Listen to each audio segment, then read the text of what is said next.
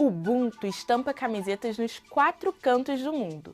Mas ela é mais do que uma dessas palavras da moda. Ubuntu é uma filosofia de origem africana, que tem conquistado admiradores pelo mundo. Meu nome é Malu Cursino, da BBC News Brasil aqui em Londres, e hoje eu estou aqui para explicar esse conceito em 5 pontos. Vocês pediram nos comentários do meu vídeo sobre as palavras de difícil tradução, e aqui está. O que é Ubuntu? Eu sou porque você é. Simples e profundo, né? Gertrude Matcha é uma das personalidades responsáveis por fazer o Ubuntu chegar a um maior número de pessoas. Com seus TED Talks, ela conseguiu atingir um público que não tinha ainda sido exposto ao conceito. Ela me explicou o Ubuntu, ou seja, o eu sou porque você é, da seguinte maneira. Assim como células do mesmo organismo são codependentes, a humanidade também é. Precisamos uns dos outros para otimizar o nosso bem-estar físico e mental. Mas antes de eu explicar as aplicações desse conceito no dia a dia, vamos às origens. Onde surgiu esse conceito?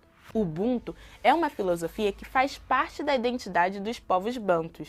Eles formam um grupo étnico da chamada África subsaariana. Inclusive, boa parte das pessoas escravizadas levadas ao Brasil tem origem nesse grupo. Ubuntu seria a pronúncia em português, mas os povos bantus falam Ubuntu. Os bantus falam línguas diferentes, incluindo o Zulu, falado principalmente na África do Sul. O conceito não é exclusivo do povo Zulu, mas foi na África do Sul que ele ganhou um simbolismo importante. Por que na África do Sul? O país viveu por muito tempo um sistema de segregação racial, a ponto de negros não poderem casar com brancos. Crianças negras não podiam frequentar escolas de brancos e por aí vai. A lista de restrições era enorme. Era um país africano dominado por uma minoria de descendentes de colonizadores europeus. A luta de Nelson Mandela ajudou a atrair os holofotes e apoio do mundo contra o regime do apartheid.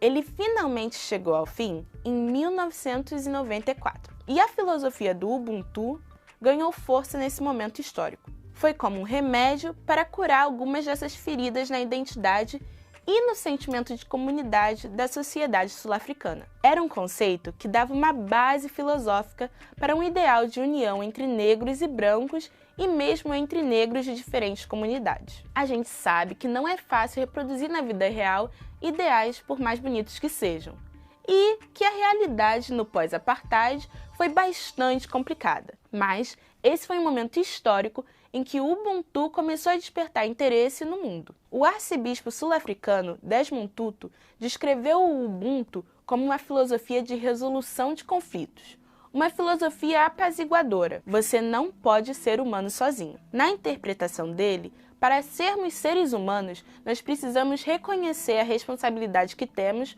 uns com os outros. Desmond Tutu chegou a receber o Prêmio Nobel da Paz em 1984 pelos seus esforços para encerrar o período apartheid na África do Sul. Mas o que é afinal esse conceito?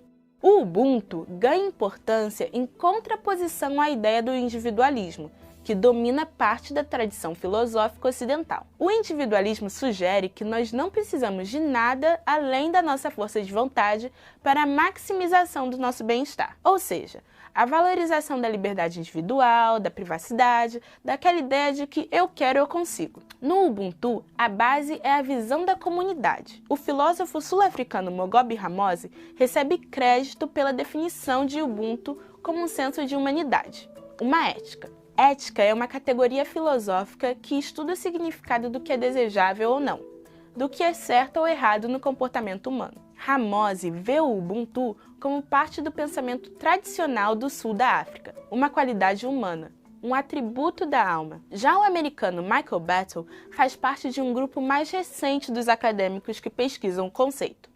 Para ele, Ubuntu é um presente para o mundo ocidental. Mas como assim um presente? Como eu posso praticar o Ubuntu?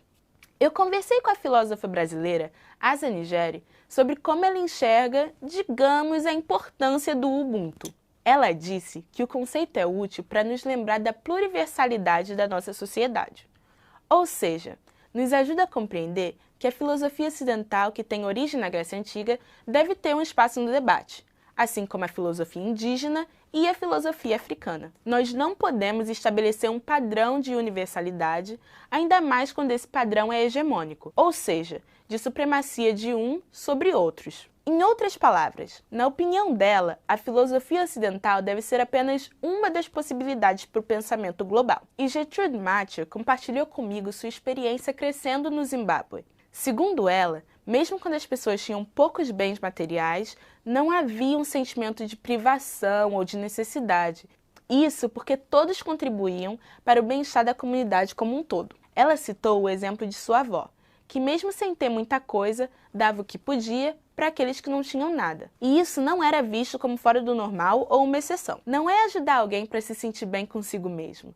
É entender que ajudar o outro é ajudar a humanidade, da qual somos parte. No fim das contas, é como ajudar a nós mesmos. É isso, gente. Segundo o Ubuntu, nós precisamos uns dos outros para nossa existência. E eu preciso de vocês. Você gostou desse vídeo? Então não se esqueça de comentar aqui embaixo, porque a gente está lendo os comentários e quer ouvir as suas sugestões.